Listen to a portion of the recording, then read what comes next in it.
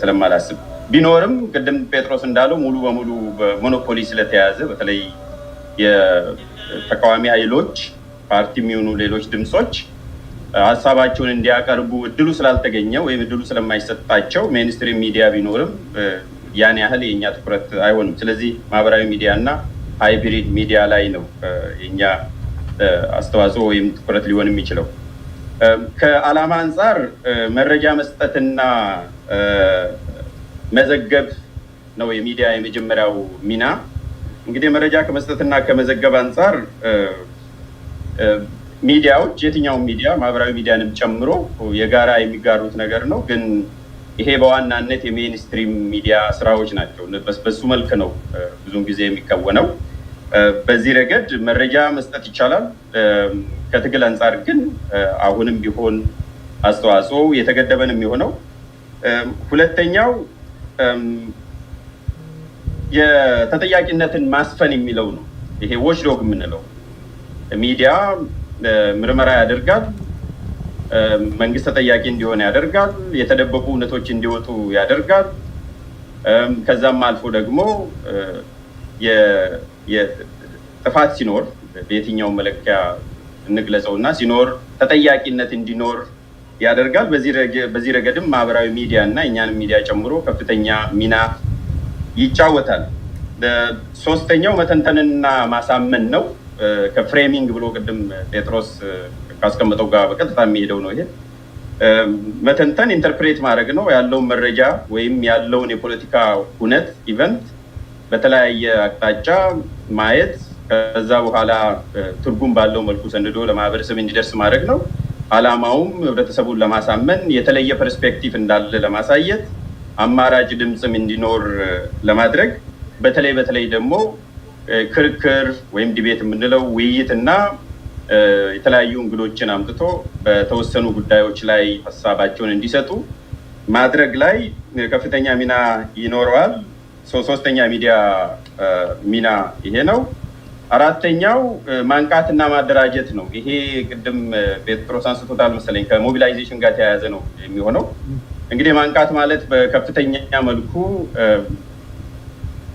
እንዴት ማህበረሰቡ ስለ ችግሩ እንዲያውቅ፣ ያው የቲዮሪ ዛሬ ስለተውኩት ነው። አንድ ማህበረሰብ ተነስቶ ለመብቱ ከመታገሉ በፊት 3 ደረጃዎችን ማለፍ አለበት። መጀመሪያ ፔይን መኖሩን ማወቅ አለበት። ከዛ ያ ፔይን መኖሩን ፐርሲቭ ማድረግ አለበት።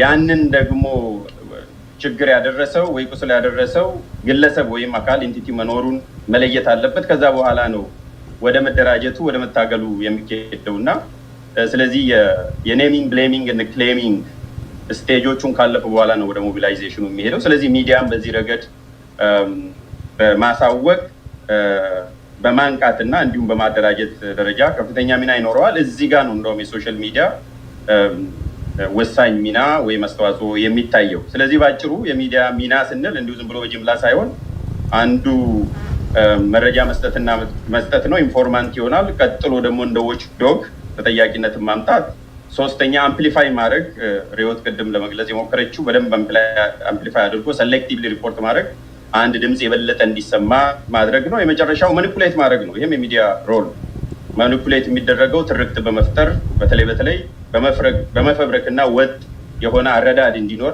በሆነ ጉዳይ ላይ ወይንም ደግሞ ወጥ ጥሪ እንዲኖር ለማድረግ፣ ወጥ እንኳን ባይሆን ተመሳሳይ ጥሪ እንዲኖር ለማድረግ የሚዲያ ሚና ይኖራል። በዚህ ውስጥ ነው እንግዲህ ማኒፑሌተር ውስጥ ነው የተጠያቂነትም የሚዲያ ኤክሰስም የሚመጣው። ሁለተኛው ሚዲያ በሰላም ጊዜ እና በጦርነት ጊዜ የተለያዩ ሚና ነው የሚኖረው።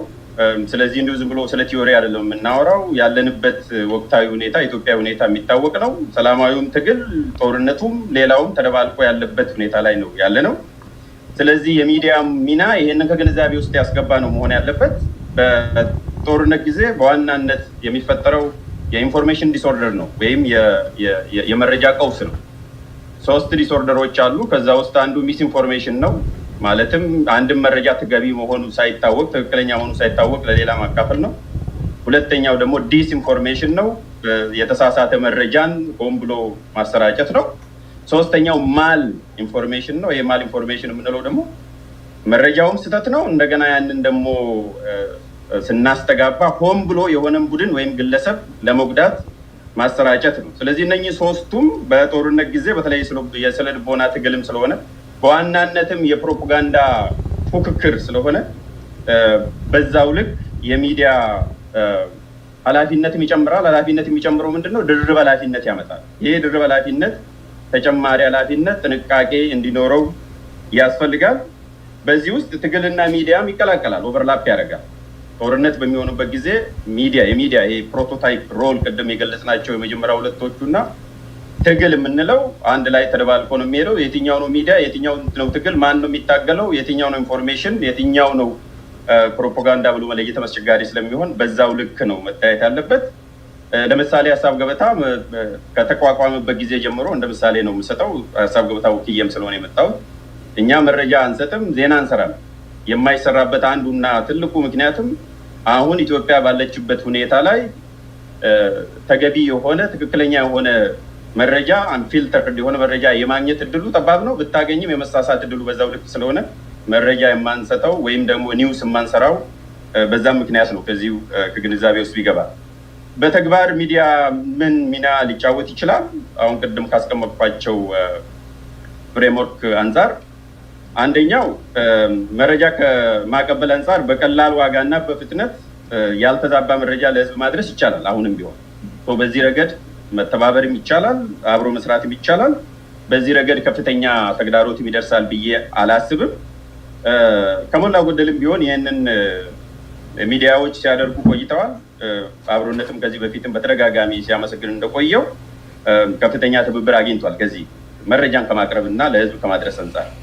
ሁለተኛው ተጠያቂነትን ከማስፈን አንጻር የዎችዶግ ያልኩት ምንድን ነው መሆን ያለበት የሚለው በከፊልም ቢሆን እንቅስቃሴዎች አሉ። በዋናነት መንግስት የሚሰራቸውን ስህተቶች፣ ህጸጾች፣ የተሳሳቱ መረጃዎችን እንዲሁም ደግሞ ግንበባዎችን ትርክትንም ጨምሮ የማጋለጥ ጉዳይ አለ። ሁለተኛው መርማሪ ጋዜጠኝነት ይጠይቃል። ይሄኛው ተጠያቂነትን ማስፈን አሁን ባለው በኢትዮጵያ ነባራዊ ሁኔታ በጣም የተገደበ ነው። በተለይ የሰብአዊ መብትን እንዲጠበቅ ድምፅ ያላገኙ ድምፅ እንዲያገኙ፣ የታፈኑ ድምፆች እንዲወጡ ለማድረግ የግድ የምርመራ ጋዜጠኝነት ያስፈልጋል። የምርመራ ጋዜጠኝነት ደግሞ ከፖለቲካ ወገንተኝነት የጸዳ መሆን እንደ ቅድመ ሁኔታ ይጠይቃል። በዋናነትም እየተፈተነን ያለነው ጉዳይ በዚህ ላይ ነው። ስለዚህ ከተጠያቂነት አንጻርም ከሞላ ጎደል መስራት ይቻላል ብዬ አስባለሁ። ሶስተኛው ከመተንተንና ከማሳመን አንጻር ይሄም በከፊል ይቻላል፣ ሲሰራም ቆይቷል። ለተለያዩ አካላት ለምሳሌ የፖለቲካ ኃይሎች እድል መስጠት፣ እድል ሰጥቶ እንዲሰሙ። ሁለት ደቂቃ ያለ ሀሳብን ለማጠቃለል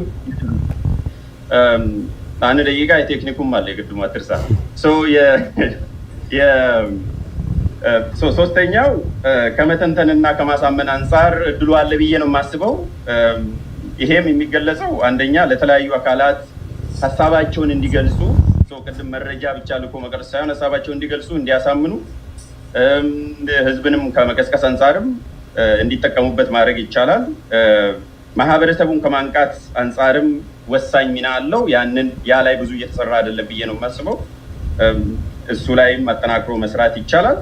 የመጨረሻው እና ትልቁ ምናልባትም ትልቅ ቻሌንጅም የሚገጥመን ትርክትን ከመፍጠር አንጻር ነው።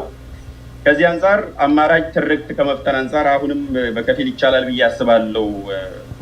ጴጥሮስ ቅድም የገለጸውን እጋራለሁ። ምክንያቱም አማራጭ ትርክቶችን ከመፍጠር ረገድ ቀጥተኛ ሚና ይኖረዋል። ይሄም ዜጎች አማራጭ መረጃ እንዲኖራቸው ማድረግም ስለሚያስችል ይሄ አማራጭ ብቻ ሳይሆን ግዴታም ስለሆነ ያንን ማድረግ ይቻላል።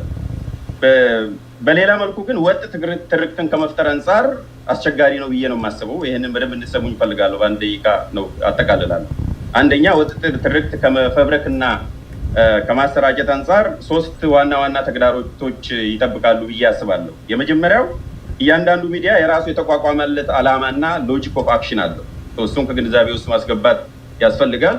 ሚዲያዎች ከትብብር በፊት ራሳቸው የተቋቋሙበት ጉዳይ ስለሚኖር ይሄ ያንን እንዴት ሃርሞናይዝ ማድረግ ይቻላል የሚለው አንዱ አስቸጋሪ ጉዳይ ነው። ሁለተኛው ለችግሮች ተመሳሳይ ብያኔ መስጠት አስቸጋሪ ስለሚሆን፣ ምክንያቱም አሁን ባለው በሶሻል ሚዲያ ዘመን በጣም ዲሰንትራላይዝድ የሆነ ነው። ቁጥጥር ሊኖር በመጠኑ ነው ቁጥጥር ማሳረፍ የሚቻለው። በጣም አስቸጋሪ ነው የሚሆነው። በዚህ ረገድ ደግሞ ወጥ የሆነ አረዳድ ለመያዝ ቀድሞ አቋም መያዝን ይጠይቃል። ቀድሞ አቋም መያዝ ማለት ሰርክል ኦፍ ኦልሬዲ ኮንቪንስድ የሚሉት ምንም ይሁን ምን ችግር ፈጣሪው አንድ ቡድን ነው፣ ቪክቲም ደግሞ ሰለባው ሌላ ነው የሚለውን ሎጂክ ይዘህ ነው የምትንቀሳቀሰው። እንደዛ ለማድረግ ደግሞ ሁልጊዜም አስቻይም ስለማይሆን ሁለተኛው እሱ ነው። የመጨረሻው ችግሮች ላይ ተመሳሳይ ግንዛቤ ቢኖረን እንኳን ቢቻል እንኳን ወጥ ስትራቴጂ ከአንድ ቋት ለማከፋፈል አስቸጋሪ ነው የሚሆነው። ስለዚህ ምን ይሁን? መጨረሻ አንደኛው አማራጭ መጠነኛ ጉዳዮች ላይ መተባበር፣ አንደኛው መጠነኛ የሆኑ ጉዳዮች ላይ መተባበር። ሁለተኛው አማራጭ ከተመረጡ ሚዲያዎች ጋር በልዩ ሁኔታ መስራት። ይህንን ከትግሉ አንጻር ከአብሮነትም አንጻር ነው እየተናገርኩ ያለው። ሶስተኛው የትግል ሚዲያ በግልጽ ማቋቋም ወይንም ካሉት ጋር በጋራ ሆኖ መርጃ አድርጎ መስራት ነው። ስለዚህ እነኚህ ሶስት አማራጭ ነው ያሉት ከትርክ አንጻር። በሌሎች ሶስቱ የሚዲያ ሚና ላይ በሙሉ የሚሆን በከፊል መተባበር ይቻላል። ግን መጨረሻ ላይ ወጥ ትርክትን ከመፈብረክና ከማከፋፈል አንጻር ተግዳሮቶች ስላሉ እነኚህ ሶስት አማራጮች ግን የሚታዩኝ ያንን ከግንዛቤ እንድናስገባ ነው። በጣም አመሰግናለሁ ለተሰጠኝ ዕድል። በጣም እናመሰግናለን ሞገስ ተሾመ ከሀሳብ ሚዲያ ወይም ቡኬት ኦፍ አይዲያስ። ቀጣዩ ተናጋሪያችን አሸናፊ ኦርቢት ሚዲያ ነው የሚሆነው። 13 ደቂቃ አለህ አሸናፊ። እንደተለመደው 11ኛው ደቂቃ ላይ አጠቃልላለሁ። ኦኬ